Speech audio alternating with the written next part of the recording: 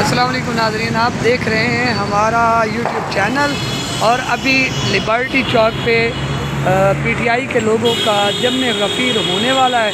तो यहाँ पे जगह जगह पे आप देख रहे हैं कि यहाँ पे लोग इकट्ठे हो रहे हैं और खान को सपोर्ट करने के लिए इकट्ठे हो रहे हैं। तो आप यहाँ से हम कुछ लोगों की राय भी लेते हैं। यहाँ पे काफ़ी तादाद में लड़कियाँ भी खड़ी हैं, लड़के भी खड़े, नौजवान भी, और हर उम्र के लोग इमरान खान साहब को सपोर्ट करना चाहते हैं।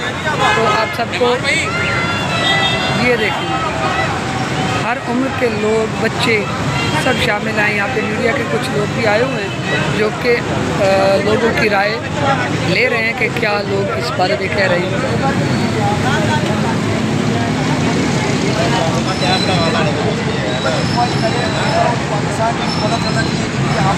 हमें जवाब दिए हैं राइट टू इन्फॉर्मेशन की, तो इन्होंने बनाया हुआ ना, ये आर्टिकल 6 निकाल दें। फिर इनको तकलीफ होती है कि इमरान खान सादिक अमीन नहीं है। वो सादिक अमीन का आर्टिकल तो तुम लोगों ने ऐड किया है आइन में। इमरान खान अपनी को जेब में डाल के नहीं लाया, वो तो आइन में है। हलफ देते हैं हम लोग,